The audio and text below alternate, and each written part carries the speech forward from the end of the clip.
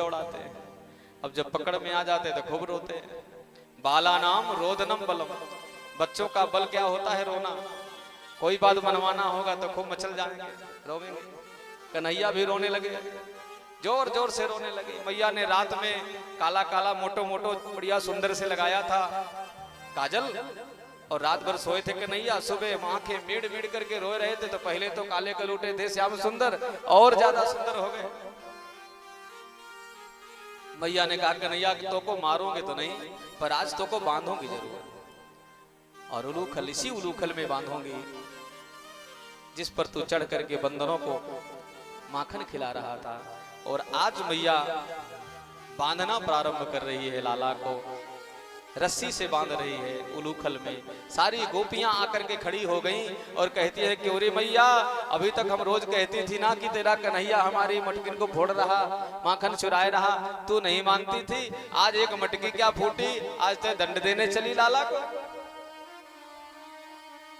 मैया ने कहा चुपचाप खड़ी रहो, सबकी सब निठल्ली है गई हो, तुम्ही लोगों ने मेरे लाला को बिगाड़ के रख दिया, इसलिए चुपचाप खड़ी है जाओ। अब मैया लेकर के आती रस्सी और लाला को बांधना प्रारंभ करती। सारी रस्सियां 2 अंगुल छोटी पड़ पड़ी, पसीने से लथपथ हो गई मैया, बार बार बांधनी। और सारी गोपियां हंस करके ठिठोली करने लगी, बांधने चली थी बड़ी आई, तो मैया पसीने से लथपथ।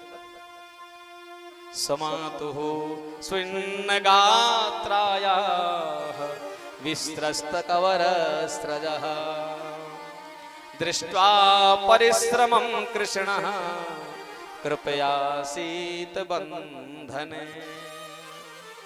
जब मैया को देखा कि मैया पसीने से लथपथ हो गई और बड़े आर्द्र भाव से कन्हैया की ओर देखने लगी, क्यों रे लाला, आज तय सब गोपियन के सामने हमारी हेटी करायोगो? सारी गोपियां सारी की सारी आकर के निठल्ली सब हमारे पर हंस रही, और तय आजकर हमारी हंसी करायोगो? आंखों से जैसे आंसू डबडबा गए मैया के यहाँ। मैया के आंसू को देखते ही कन्हैया से नहीं रहा गया, स्वयं बन गए। भगवान कहते हैं माँ, 2 अंगुल केवल इसीलिए मैं छोटा पड़ता हूँ, एक अहंकार का 1 अंगुल आप कम कर दो, प्रेम से मैं 1 अंगुल नीचे आ जाऊंगा, पूरा हो जाऊंगा। कर्म रूपी कार्य करिए आप, श्रद्धा रूपी अहंकार को परित्याग करके आप मेरे तरफ 1 कदम बढ़ाओ, और मैं प्रेम से 1 अंगुल नीचे आ जाऊंगा और बंध जाऊंगा। मैया ने बांध दिया उलूखल में, और लाला उसी उलूखल को लेकर के उसी बगीचे में घूमने लगे। आंगन में नंद बाबा के 2 वृक्ष खड़े थे, जिनको यमलार्जुन का वृक्ष कहते थे, युग में थे।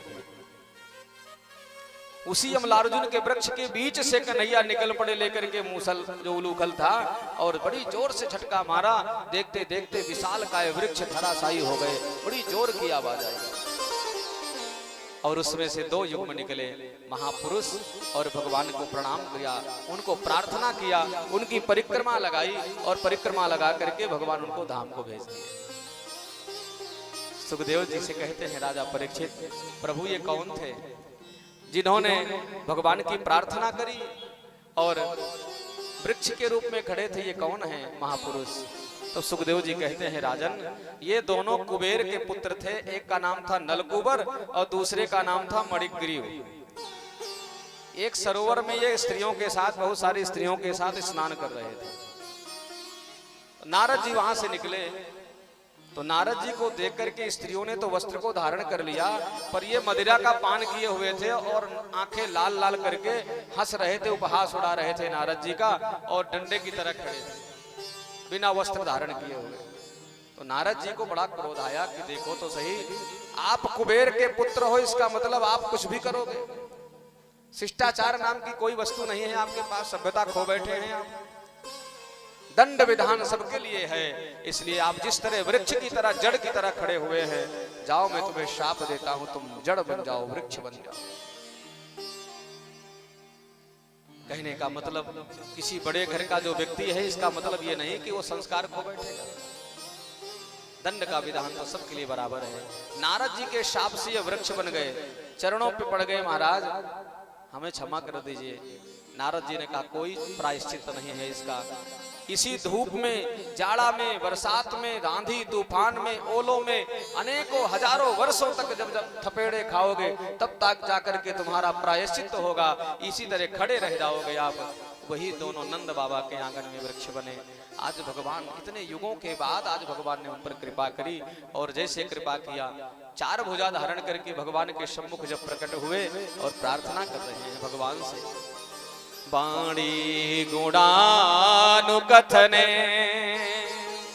श्रवणो कथायां हस्तौ च कर्म सुमना स्तव पादयोर्नः